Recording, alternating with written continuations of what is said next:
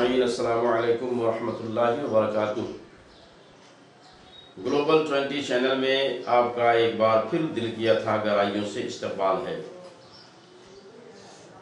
آج کی اس video clip کا عنوان ہے جمعہ اور جمعۃ الوداع۔ ہائے افسوس، رحمت و برکت کی یہ مقدس ایام جو رمضان مبارک کی صورت میں ہمارے سروں پر سایہ فگن تھے، اب بالکل آخری مرحلے میں داخل ہو چکے ہیں۔ رحمت و برکت کی یہ ساعتیں ہم سے رخصت ہونے والی ہیں۔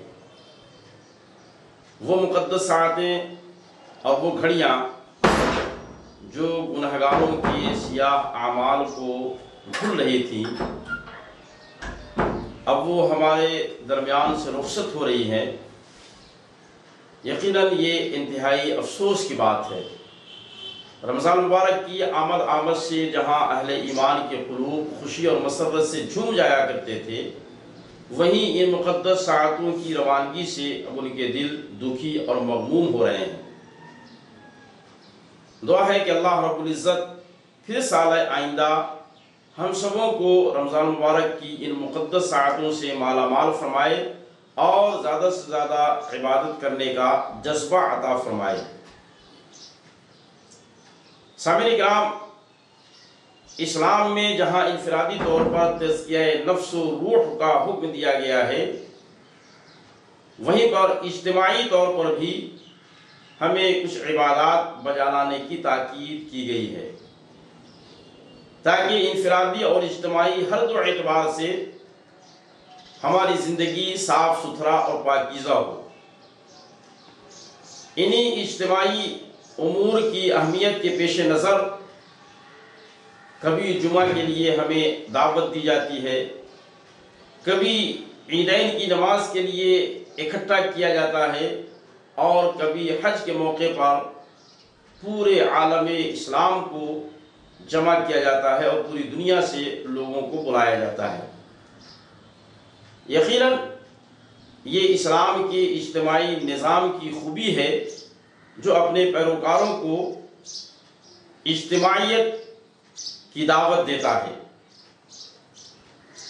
اسی اجتماعیت کے پیش نظر دن میں 5 مرتبہ جماعت کے ساتھ نماز پڑھنے کی تاکید کی گئی ہے، اور حدیث پاک میں تو یہاں تک فرمایا گیا ہے کہ جو شخص جماعت کے ساتھ نماز پڑھے گا اسے انفرادی طور پر نماز پڑھنے کے مقابلے میں 27 گنا زیادہ ثواب دیا جائے گا۔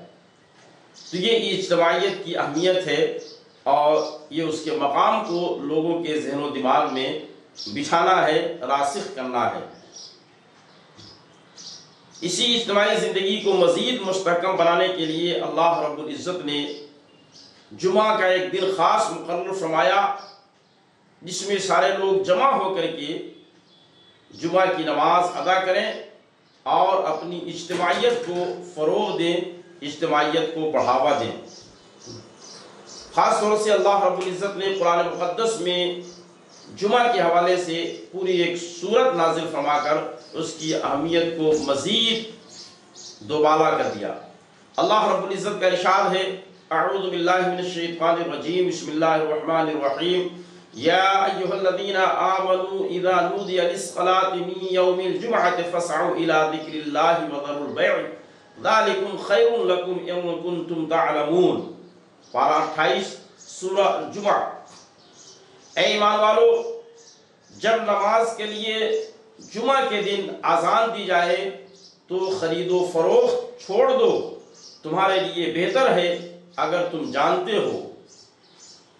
حضور اقدس صلی اللہ تعالیٰ علیہ وسلم نے جمعہ کی اہمیت بیان کرتے ہوئے ارشاد فرمایا، تمہارے افضل دنوں میں جمعہ کا دن ہے، اسی میں آدم علیہ السلام پیدا کیے گئے اور اسی میں ان کا انتقال ہوا۔ اسی دن نفخہ ہے، یعنی دوسری بار سور پھونکا جانا، اور اسی میں صاعقہ ہے، یعنی پہلی بار سور پھونکا جانا۔ اس دن میں مجھ پر کثرت کے ساتھ درود بھیجو کہ تمہارا درود مجھ پر پیش کیا جاتا ہے۔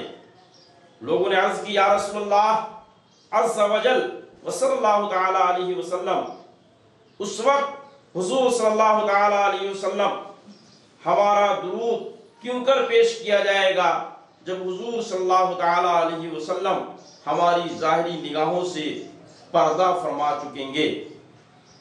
تو آقا کریم صلی اللہ تعالیٰ علیہ وسلم نے فرمایا ان اللہ حرم علی الارض ان تاکل اجساد الانبیاء فنبی اللہ حی یرزقون فی قبورہم۔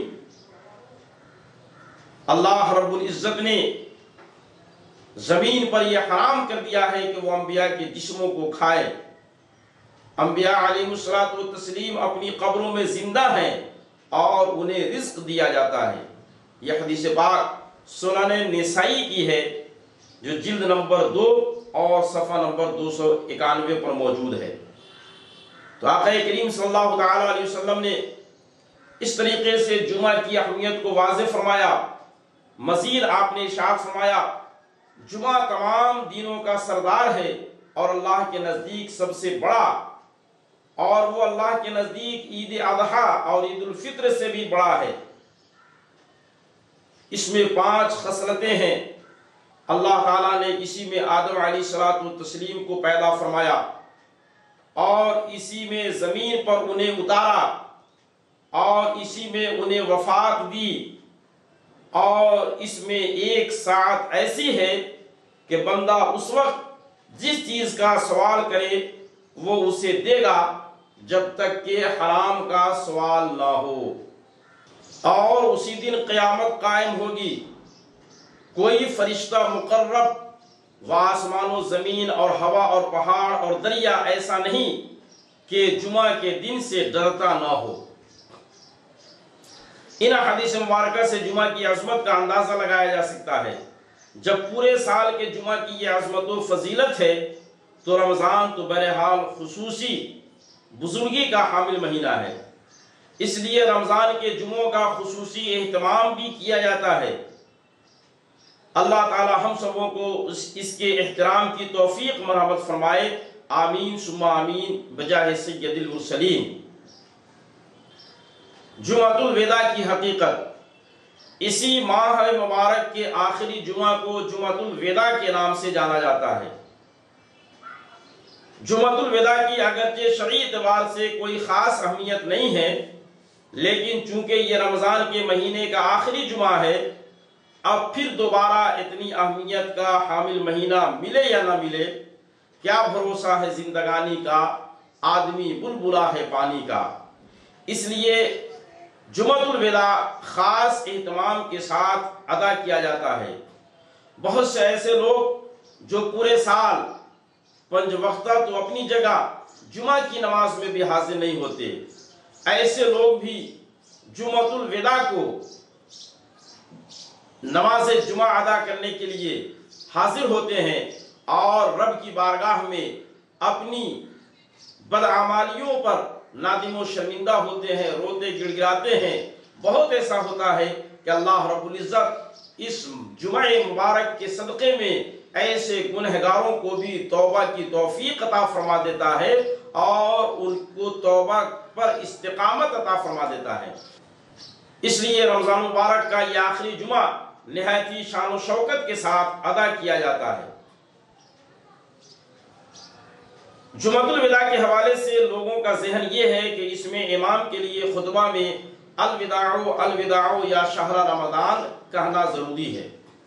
اگر کہیں اتفاق سے امام الوداع الوداع یا شہر رمضان کہنا بھول جائے تو لوگ واویلا مچانے لگتے ہیں اور یہ سمجھتے ہیں کہ یہ ہمارا آخری جمعہ نہیں ہوا، الوداع نہیں ہوا، ہماری نماز بیکار ہو گئی، غرضے کہ جتنی منہ اتنی باتیں سامنے آنے لگتی ہے۔